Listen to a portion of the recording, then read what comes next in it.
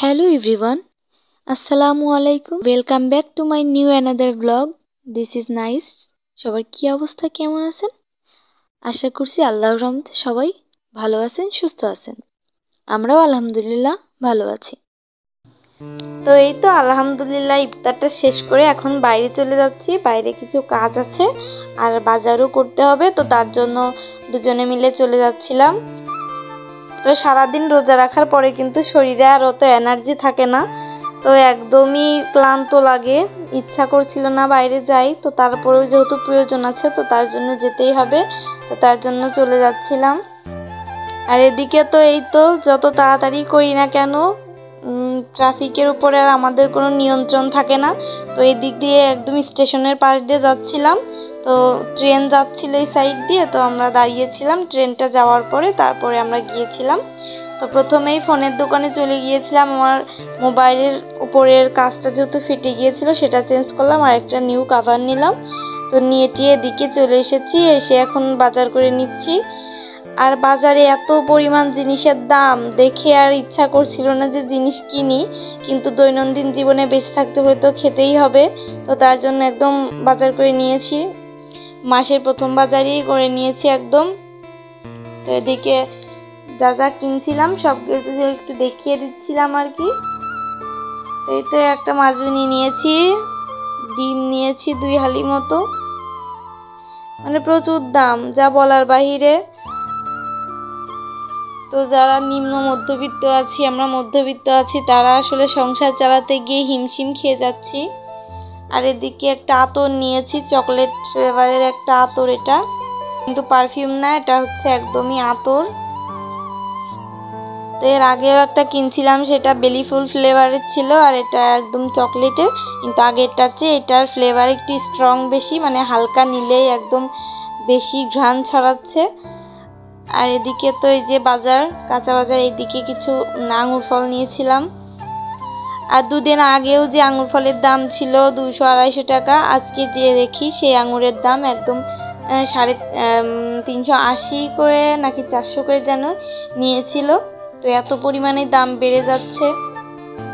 রমজান মাস আসলে ব্যবসায়ীদের জন্য আসে, রহমতের জন্য না, বর্তমান প্রেক্ষাপটে দাঁড়িয়ে এটাই মনে হচ্ছে। আর এদিকে তো গুঁড়া ঝাল নিয়েছিলাম, প্রতিবারই প্যাকেটের গুঁড়া মরিচ নিই, তো এবার আর কি এরাগুলো নিয়েছি। আর এদিকে কালি ছিল, একটা বাঁধাকপি নিয়েছি, বাঁধাকপি এবছরে খাওয়া হয়নি তো একটা নিলাম ভেজে খাওয়ার জন্য। আর এদিকে যে পুঁইশাকের ফলটা আছে বা মেসরি সেটা নিয়েছি।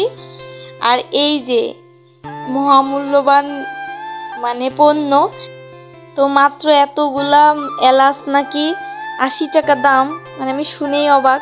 আর সচরাচর আমরা তো কিনে খাই না, ঈদে দিলে মানে একদম পুরো একটা বছর চলে যায়, এতগুলা করে দেয় আর কি, তো আমাদের কিনা লাগে না, এই জন্য আজকে কিনতে যেয়ে দেখি এত পরিমাণ দাম।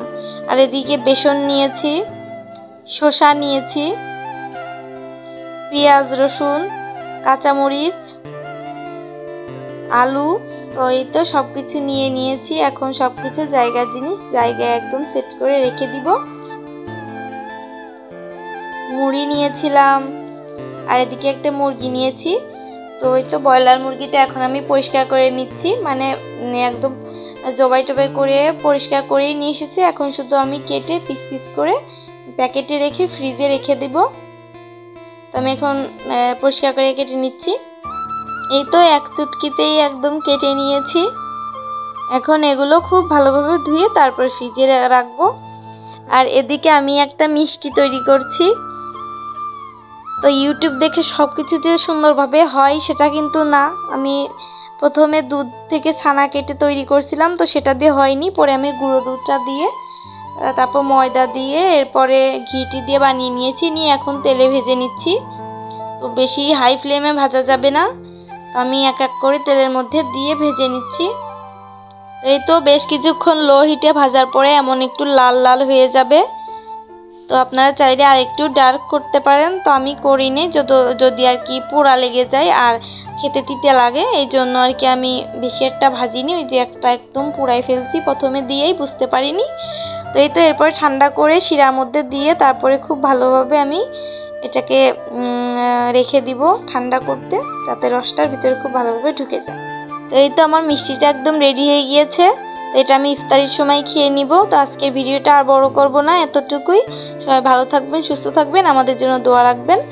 আল্লাহ হাফিজ, আসসালামু আলাইকুম।